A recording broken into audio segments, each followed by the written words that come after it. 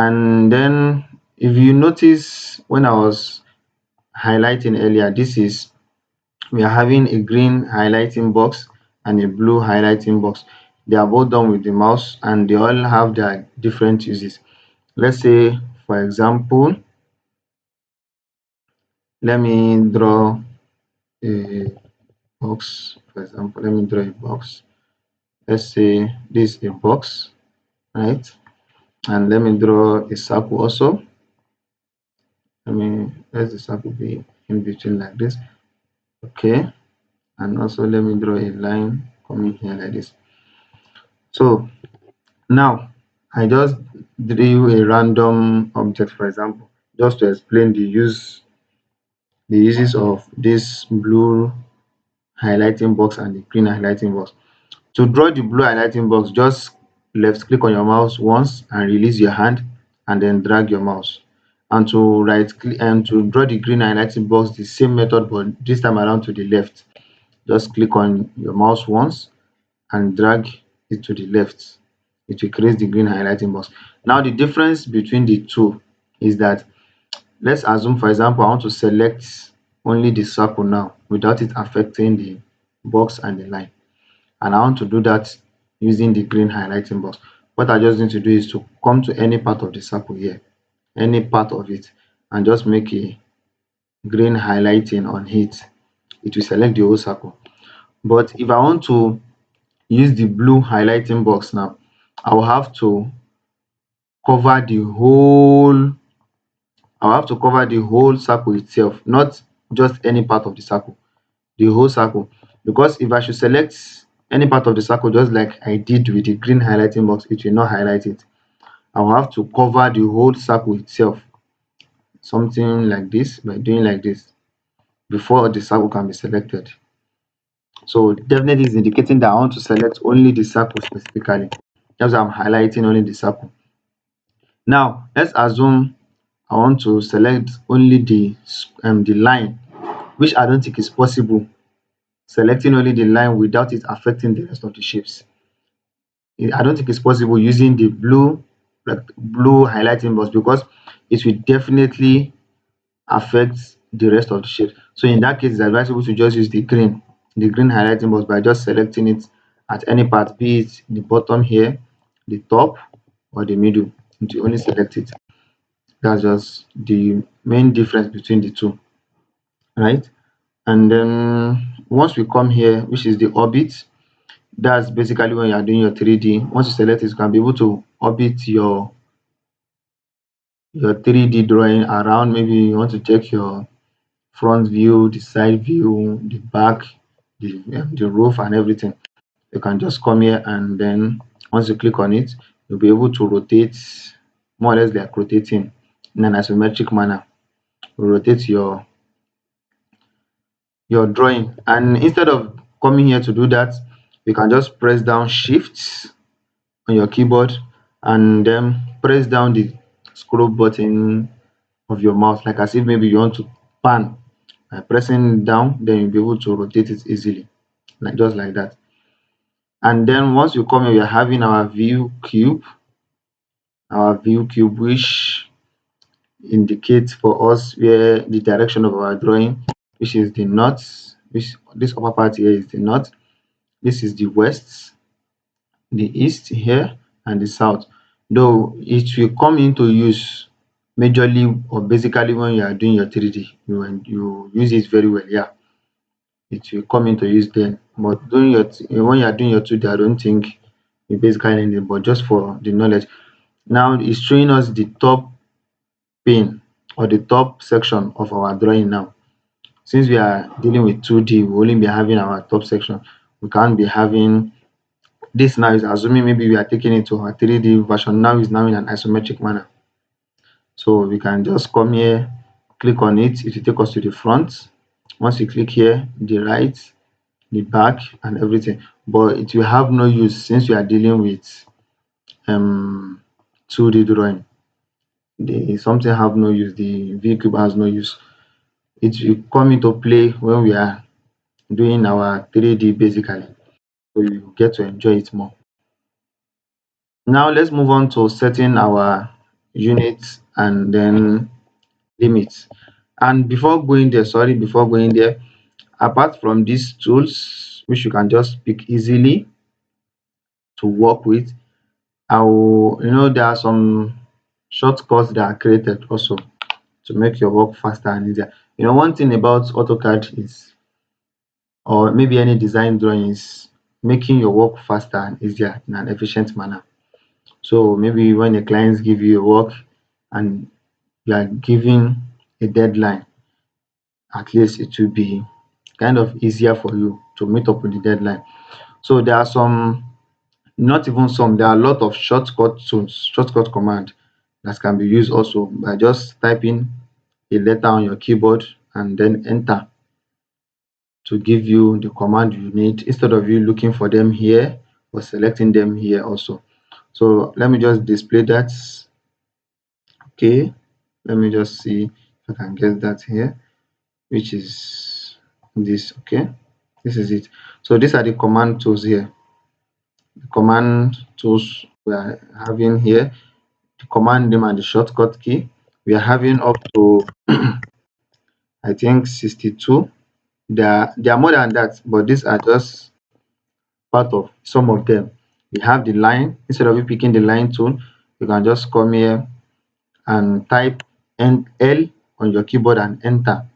Once you type L and enter, then it will give you the command of line. And any command you are picking or you are typing, there are it will display some specific instructions for you to follow to achieve the command you are giving, for you to get your response. So it will give you some sort of guide or instructions for you to follow to achieve it. So now to use the polyline or the construction line, they are the same thing. Either the polyline is kind of different, but the construction line is the third line that was showing in the tools I brought out, and not among the tools under the tab. So now this is our polyline. We have the rectangle, we just type rec, enter. Our circle, just C, enter. Ellipse, EL, enter, and so on. That's just for the short command. So this is showing the full short command from 1 to 62. Though there are more than this, but these are just the little I can get for now. So now let's head on back to our AutoCAD page. So now let's move on to setting our limit and unit. So now to set our limit, then we'll be using the short command this time around now on the keyboard. Type on LIM. You see that that's the short command for limit. You see that it's brought it out in full by itself. So LIM, enter. Now this what I'm talking about now is giving me some set of guideline or instructions. Now you should look down here at the command bar here, command center here. It's asking me to specify my lower left corner, or I should on it on, or I should off it. I should turn it on, or I should turn it off. And if I want to give I want to specify my lower left corner, I'll just type in, I'll input the value here. So what it means by the lower left corner now is, let's assume we are making a graph, for example, a graph in which we are having, let's take this as our graph, for example, in which we are having the y-axis, which is this green line, and the x-axis, which is the red line. So now, once you are drawing your graph, you'll always be having something in bracket here, 0, 0. So that's specifying our lower left corner. So then now we just need to input, and as I'm inputting it here, it's bringing it out beside the cross mark here. Anything I'm typing is bringing it out. So I'll just have to input 0, 0 as my lower left corner, and I'll press enter. Now it's asking me to specify my upper right corner. Now the upper right corner now will now be dealing with the opposite side. Now this is my lower left corner. Now the upper right corner now will now be dealing with the diagonally opposite side now, which is my upper limit of the graph sheet now, or the worksheet, for example. I'm using the graph sheet as an example. So now I'll just be using 1000. You can use any value, but I'll be going with 1000. Enter. So now I've set my limits. Any command you choose, you are picking, and you want to terminate the command, just press escape. You see that it's showing it here. As I'm pressing escape, it's showing it here that any command is cancelled. I've cancelled any command I'm giving. So that's if for you to terminate any command. But any command you want to give using your keyboard, then you have to press enter to activate the command. So now let's move on to setting our units. This time around, I'll just be using UN for my unit, or I can type it in full units. The short command form for unit is UN. Enter. So it will bring me to this tab, which is indicating the type of unit I want to be using, the precision, the this for the length, and for the angle, the type of angle and the precision. So now once we come down here, we are having the architectural. You can pick that if you want to be working with feet and inches, but we're having the engineering fractional, but I'll be going with decimal. When you know in Nigeria here, our method of measurements majorly are the meters and millimeters, sorry, meters and millimeters. So here now I'll be going with millimeters because it is easier to work with using your AutoCAD. It's easier to work with. So now the precision, you can just leave it or make it 0. Our angle here, if you're choosing degree, minutes, second, definitely maybe you are working with a survey plan. You want to create a survey plan and the rest. Surveyors usually use degree, minutes, and second. This gradient, we don't need all this. Just come down to decimal degrees here. The precision, we can leave it here. This clockwise and direction, also we don't need that unless maybe we are making a survey plot or we are working with a surveyor, then we can be using that. So the next thing we just need to change is our unit here. Instead of inches, our scale, we take it to millimeters. So the only things we need to change is probably the precision and the millimeters, because once you open your AutoCAD screen, you saw the unit panel will be having this already in place. They'll be there already. So what we just need to change is this and then the millimeters, and we are done. So you can just click on OK, and then this our worksheet here. So what we just need to do is to zoom our worksheets together so everything will be in one place.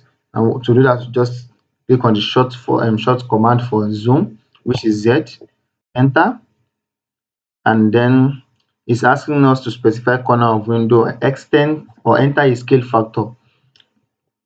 So to do that now, we know what we just did now is to zoom. Now if you should click on this down button on your keyboard, the navigation down button here, which is indicating downwards. If I should click on it, I'm having different command under the zoom. Maybe real time, all, center, dynamic, extend, previous, scale, window, object. So the one within that is all. So it has zoomed all our workspace. So this is the workspace we'll be dealing with within the graph sheet. I'm using the graph sheet to make it easier. When you draw your y-axis and your x-axis, you'll be working here within your graph sheet here. So this is more or less like the same concept also. So it's the same concept. So I'll be stopping here. We'll continue in the next class. We'll move on to learning the uses of each of the tools. So not to make this video too long and boring like that, we'll just stop here and we'll meet in the next class.